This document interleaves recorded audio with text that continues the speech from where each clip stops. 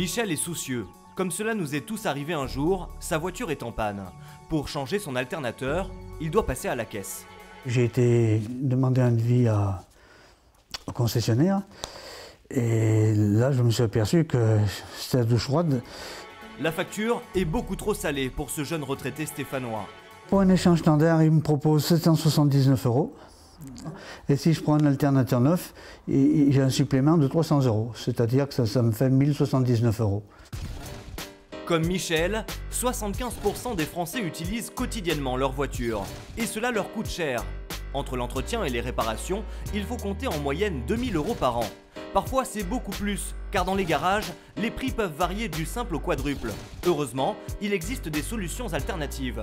Pièces d'occasion, achats sur le net ou réparation en lycée professionnel. Suivez nos conseils pour rouler en toute sécurité sans vous ruiner.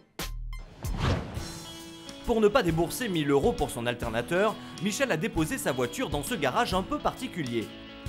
À première vue, l'endroit ressemble à un garage traditionnel, mais en réalité, c'est un centre spécialisé dans le recyclage de pièces automobiles. Nous avons remplacé l'alternateur. Donc on a mis une pièce d'occasion qui a été démontée sur des véhicules qui ont été contrôlés, expertisés. Comme dans une casse traditionnelle, les voitures accidentées sont stockées puis désossées. Mais le concept a été modernisé. Ici, chaque pièce est minutieusement contrôlée, répertoriée et informatisée. Le centre dispose en plus d'un service après-vente. Sur ma facture, il est stipulé que les pièces sont garanties 1 an, comme une pièce neuve. Donc si problème il y a, c'est l'entreprise qui se débrouille. Pour le directeur, c'est le moyen d'offrir une seconde vie aux carcasses. Il est en parfait état, il fera exactement l'usage que pourrait faire un phare neuf. C'était quand même dommage de mettre ce phare à la matière et de le broyer, alors qu'il peut parfaitement subvenir aux besoins d'un consommateur. Et au passage, lui faire de belles économies. Au bout d'1 heure et demie, la voiture de Michel est prête. Il ne lui reste qu'à passer en caisse. 233 233,97. Je m'en sors bien. Ah oui, même vraiment bien. Michel a retrouvé le sourire. Sa facture a été divisée par 3 par rapport au devis du concessionnaire. Ce genre d'économie, Anthony les traque toute l'année. Gestionnaire d'un collège en région parisienne, il optimise toutes les dépenses de l'établissement.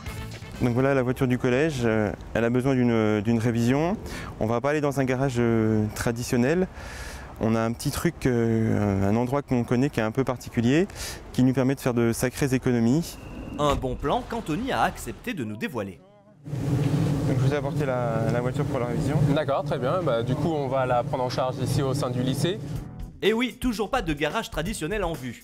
Nous sommes dans un lycée professionnel et les élèves apprennent à réparer les voitures en travaillant sur des cas concrets. Donc, vous en êtes où? Une vidange, un filtre à huile à changer, les élèves de Bac Pro effectuent ces réparations comme de vrais professionnels, mais toujours sous l'œil vigilant de leur professeur de mécanique. Le professeur est toujours là pour encadrer l'intervention. Donc s'ils ont un souci, un problème technique, ils viennent me voir. La voiture du collège est révisée, les pièces usées sont remplacées. On ne monte que des pièces neuves ici au sein du lycée, qu'on facture aux clients comme dans un garage ordinaire et on y rajoute la main-d'œuvre au taux horaire du lycée. Soit 20 € de l'heure. C'est 4 fois moins cher que chez un garagiste. Une bonne affaire pour le porte-monnaie du collège. Ça fait un total de 80 €. C'est quand même beaucoup moins cher que dans un garage traditionnel. En plus, bon, voilà, je sais que la qualité est au rendez-vous. Un très bon plan, mais accessible uniquement à certaines conditions. David gère les demandes des propriétaires et choisit les voitures que les élèves répareront. On a beaucoup d'appels, on trie. On prend un véhicule sur 15 à 20 qu'on nous soumet. Donc le véhicule ne sera pris que s'il a une fonction pédagogique pour nos élèves. En clair, si la panne ne fait pas partie du programme, il vous faudra trouver une autre solution. Benjamin les connaît toutes. Pour ce journaliste automobile, dépenser toujours plus pour sa voiture n'est pas une fatalité. Les solutions sont essentiellement sur Internet qui permet, de commander des pièces d'occasion ou neuves à des prix réduits et aussi de faire jouer plus généralement la concurrence sans avoir à se déplacer. Et cela peut rapporter gros. Une boîte de vitesse, par exemple, on va la trouver à moins de 200 €, enfin aux alentours de 200 €, alors qu'en neuf, il faut compter plus de 1000 €. Donc, elle est garantie pendant 6 mois, 1 an. Mais peut-on acheter une pièce les yeux fermés sur internet? Quand on tape sur un moteur de recherche internet pièces d'occasion, les 5-6 qui tombent en premier sont vraiment fiables et n'ont aucun intérêt à faire la moindre vague et donc à se décrédibiliser. Mieux vaut donc éviter les sites trop exotiques qui risquent de vendre des contrefaçons. Il ne reste alors plus qu'à trouver un voisin mécano ou un garagiste de quartier compréhensif pour monter la pièce. Christian, lui, n'a pas vraiment ce problème. Il est mécanicien à la retraite. Disque de frein, je tape.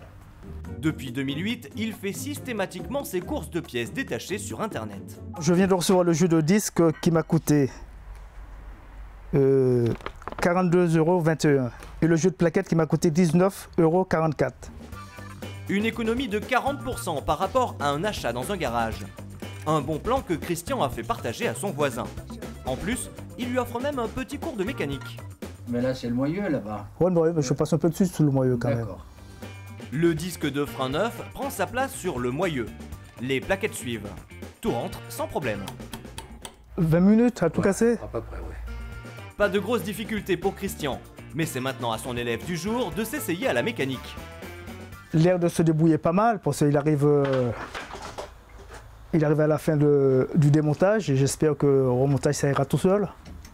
Mais tout le monde ne peut s'aventurer à réparer soi-même sa voiture. N'importe qui peut pas intervenir. Par exemple, faire une vidange, ça va, mais les organes de sécurité, non, il faut que la personne connaisse au moins un minimum, je dirais.